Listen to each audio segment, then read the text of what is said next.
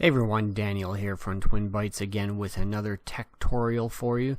This time a continuation on the video series of technology, which is based on a book that I wrote 10 years ago now, and it still holds a lot of valuable information today and helps with understanding a lot of the basics of the computers. So it's kind of like the in-between dummies guide and a technical manual. So you can learn to ask the right questions, buy it, fix it, or how to ask an expert, just as it says on the cover there. So in this video, I'm covering another part of Chapter 1, which is about laptops versus desktops and peripherals versus components. So the purpose is to help you in understanding terminology, which is important because you got to ask the right question the right way if you want to get the right answer. So in this video, we're going to be talking about why you might want to purchase a laptop versus a desktop or vice versa, and what the difference is between peripherals and components and why you might even care about that. If you're interested in buying a copy of my book as well, it's free. I'm giving it away, the copies that are remaining while supplies still last. You just pay the shipping and I will get that out to you. So you can comment below or you can contact me through my website and I will get you a copy of that book. Alright, thanks so much and stay tuned.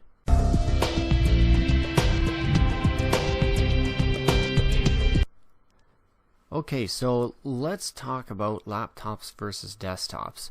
So one of the things is laptops seem to be selling a lot more than desktops, and people just like the idea of a laptop, and I think like anything else in life, people just go with the flow. They go with the herd. They follow like sheep. So because everyone else is saying get this is the best thing, everyone else buys it, and if you ask them why, you're like, well, that's what everyone else is doing, so I'm just getting the same thing. So you got to understand, why do you want a laptop and why would you want a desktop instead of a laptop? So it's important to understand the difference in these. So one of the things you can even see in the picture here is that with the laptop, it takes up a lot less real estate on your desk. So the screen, the keyboard, the mouse, and the speakers are all built into this one little self-contained unit that you can pick up with one hand and carry it around and sit outside with it even if you want to. Whereas with a desktop computer, of course, you're stuck at that desk wherever everything is set up. So besides the portability of it, there's a few things to remember, and one of the biggest things that I always remember telling everyone, first of all, is going with a laptop, you got a greater chance of it being dropped because you're carrying it around, or damaged from carrying it around and throwing it in your laptop bag and throw it in the car seat beside you as you get in and out of the car. A greater chance of it being stolen, and because it's so much easier to grab a laptop, of course, than a desktop with all of the separate components, and overheating because it's all self-contained in this tight little area. It has no room for airflow, where a desktop computer in a case has a big area for ambient temperature and more fans, a lot better cooling. And a desktop, of course, also has the ability to replace parts easier. A laptop, usually you can still replace bad memory and a bad hard drive, but sometimes they make it very difficult to get at, and you need to hire a computer technician that knows what they're doing to be able to carefully open up the computer without damaging it. So now, looking at the desktop system, there's two different types. Now you'll find some that are an all-in-one system, which means it just looks like the screen, which is the one on the left, and the one on the right, you can see there's a screen and then there's a tower or a box, and that contains your hard drive, memory, and all the components in there, like the video card, network card, everything you plug into the keyboard, mouse, all plug into that, and the monitor plugs into that box. Now with that system, if the screen were to go on that, you just can go to any store and buy a new screen. But the one on the left, because the screen and the computer box are all one piece, you can't just go out to any store and pick up another screen yourself. You'd have to hire somebody to open this thing up, pull out the LCD and replace that, which can be done, but of course that's going to cost you more because you're paying for parts and labor. Unless you want to attempt to do it yourself, which you have to be careful about electrostatic discharge and all that sort of thing. Now with those all-in-ones, you do have a external keyboard and mouse, so if the keyboard or mouse goes, that's no big deal. It's the same story. Just go to the store and buy another one of those. But the biggest thing is the screen going.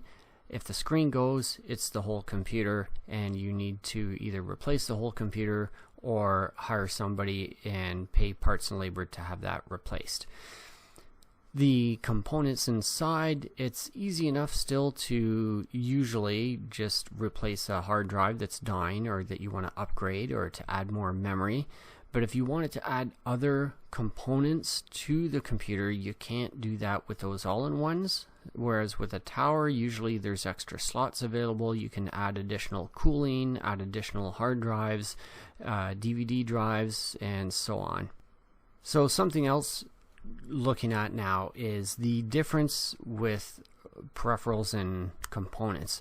Now the peripherals here you can see are external devices, such as your monitor. If it's not an all-in-one computer, it's a separate monitor to plug into your tower, and your mouse and keyboard and printer, those are all peripheral devices or external devices. Even an external hard drive, a USB drive that you use to back up to, that's a peripheral device, and it just plugs into the computer and usually are all self-detected and doesn't require any kind of drivers to be installed or any special help from a technician to set that up for you. Although oddly enough, I get a lot of clients that ask me to help them replace something even like a monitor.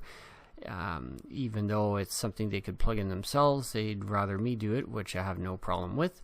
But these are things that typically you don't need a technician to do. The other thing is looking at components. Now the components are basically the guts of the computer. So you'll see, like going from the left here, we've got a CPU, and those things though aren't as easily replaced, and they're hard to test. The only way to test and confirm is to just replace it and see if the issue is resolved, and that is expensive to do if you're having to do it yourself. If you take it to a computer shop that has these parts available to them, they can simply try out other processors or CPUs and see if the issue is resolved.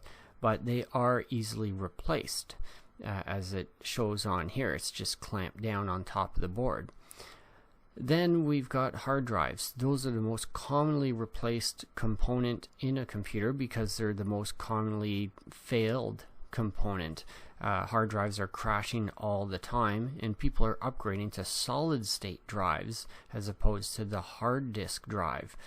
And if you don't know the difference between those, really it's like a solid state drive.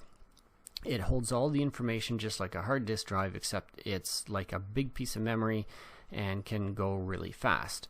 And the memory is what we have on the bottom left there, is the just a picture of a small piece of memory stick that's from a laptop because it's shorter, and that just helps with the system with running things as you're using them. Where a hard drive stores the information after you turn off the computer, the memory or RAM is going to clear everything that's on it as you shut the computer off.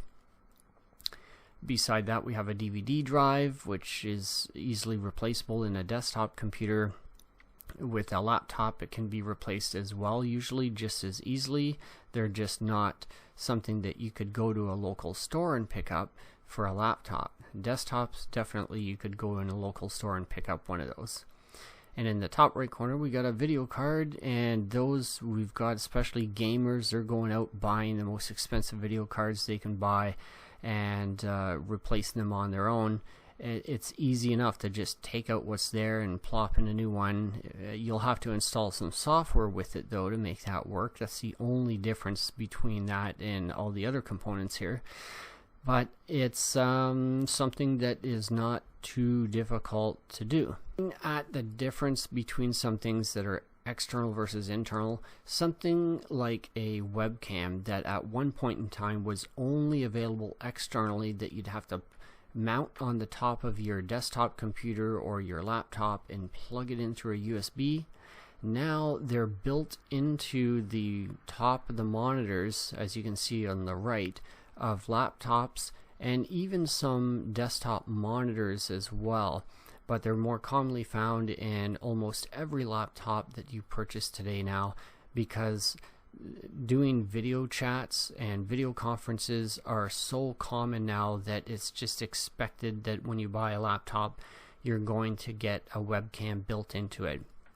And with the desktop computers, you're not going to have that necessarily. So if you did want to get a webcam built into your desktop monitor, make sure you pick one that comes with it, or you can just go and buy one separately that's external and plug that in. And as a side note to this as well, you should get some kind of a webcam cover. So some laptops have it built in, and some external webcams have a cover built in as well that you can just slide, and it covers the lens when the video is not in use. So whenever you're not doing any kind of video chat and that sort of thing, have it closed, because if somebody were to hack in your computer, they would be able to look at you through the webcam. And I've done videos on this before. It's so cheap and easy to do it, and I've seen so many people just cover it up even with a piece of tape or a sticky note or a picture of some sort. Different creative means that I've seen that cost nothing. But you can pick up some sliders fairly cheap, and I offer some free to my clients that come in to see me, and just stick them on there, and you just slide it open when you want to use it and slide it closed when you're done. So that was just an extra little bit for security and privacy for you considering a webcam. But at this point now, you should know the difference between components and peripherals, external versus internal, and why you might want to get a laptop versus a desktop. Hopefully you found this very basic tutorial helpful for you, and there is a lot more information to come in the series of this book that I'm putting out in video format now. So I'd love to hear your comments below for those of you that find this helpful, and give it a thumbs up if you did find it helpful, and subscribe if you haven't already, because I've got all kinds of different content. This is just one type of video series that I'm putting out, where I'm putting my book into video format. So I'd love to get your feedback on it, and thanks so much for watching and sticking around to the end if you're still here, because I wouldn't be doing these videos without you. Thanks so much, and we'll see you in the next one. Bye for now.